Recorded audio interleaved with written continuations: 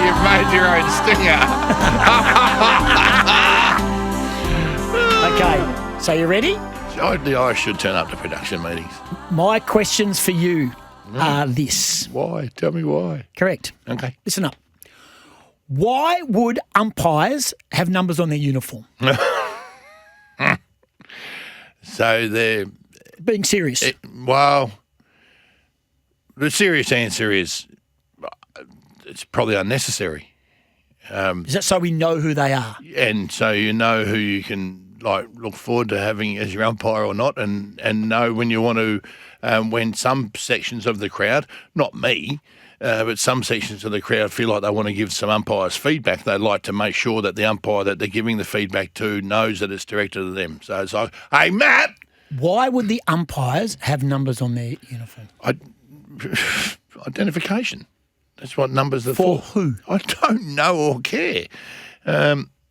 It's as I said, I don't really know, and I think it's probably unnecessary. Thank you. But it's for good answer. It's for that's a good answer. I it's like for that. the crowd to know who they are. And I would imagine umpires that like if a you little want bit of to, me time, Tim. if you want to minimise abuse levels from the other side of the fence, would you not just take the numbers off and just have 4 umpires? Well, I'm saying the only reason is for identification, which makes it easier for those people in the crowd that abuse umpires. They're just terrible.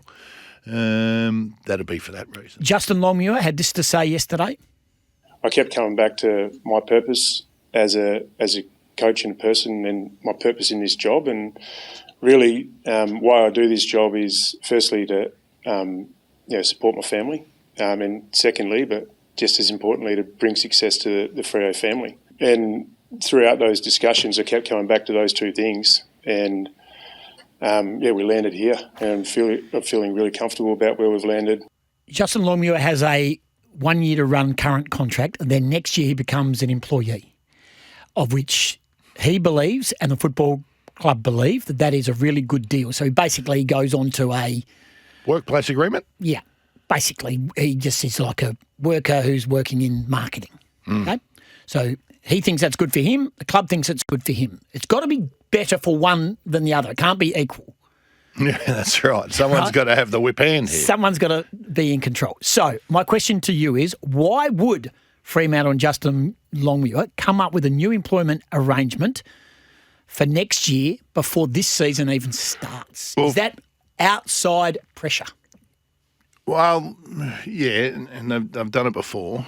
I don't get it. So I don't understand how that is offering more security to J-Lo. I don't understand that at all. I think it makes it easier for him to flick him if they felt the need. And I also think that it's a message to the players of we're not completely confident enough to offer him a 3-year contract. We're not completely sure whether he's the man for the job or not who can take this list to a premiership. So we're not going to give him 3 years. We're going to give him 1 and then onto a workplace agreement where he has to have warnings, I guess, to be dismissed. Or are you like me? No, let's be honest. Not in any way, shape or form. Let's be honest. Are you like me and have no idea why this has been done, and I can't make sense of it? Oh, me neither. Okay. And so the other examples, the 2 other coaches that have gone down this path, David Noble and Brendan Bolton, and did that offer them any security whatsoever? Kane Corns had this to say on Sports Day last night. So this has been spun as a way to give Justin some security. I don't see it that way at all. I think this is almost a death sentence for him.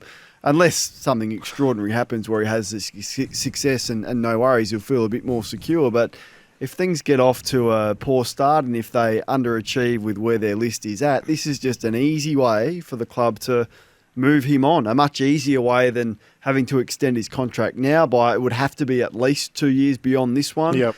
And if you weren't confident come the end of this year, then you have to pay him out for those full 2 years. It's very unusual. Why does hardly any clubs do this? Well, you'd have to ask the question that. because the last time it happened was Brendan Bolton and David Noble, and how did that work in terms of giving those two coaches security? Not well at all. So that's the biggest story of the day. What's wrong with just letting a contract ride? Like, you got a contract for a reason. He's contracted through until the end of October.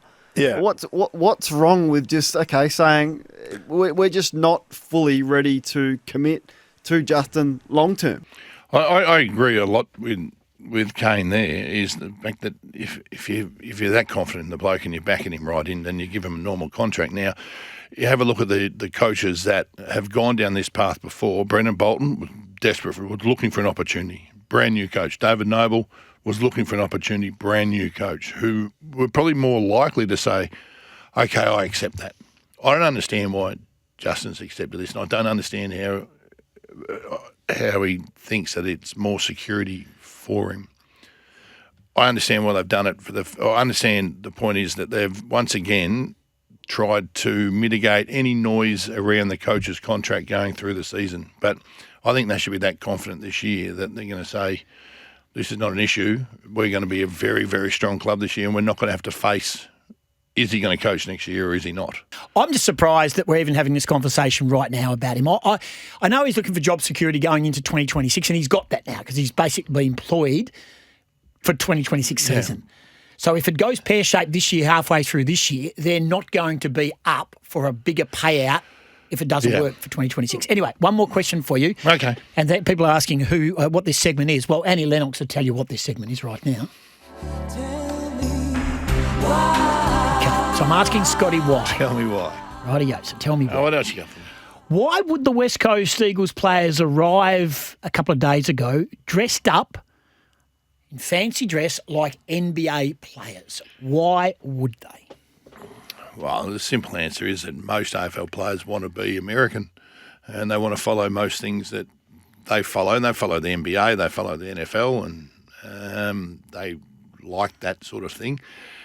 I don't have a massive problem with it. So if it's fun, like it holds zero interest to me. Fun for who? If it's fun for them, then you know what? Making work fun, go for your life. If you know the best way of making work fun? Win, understand. Understand, win. Be really good at it. Be really good at work. You would not come to a game against the opposition dress like that. Dress like that. They've clearly come to an intra-club or a training session dressed like that. You know what? Pre-season's long, mate, and it's tough and it's hard. If you just want to break it up for an intra-club, then sure, go for it. I think you open yourself up for ridicule because most of them look stupid. But you know what? If that's their way of lightening the mood, and you boys go for it. No worries at all. Please make sure you get a kick.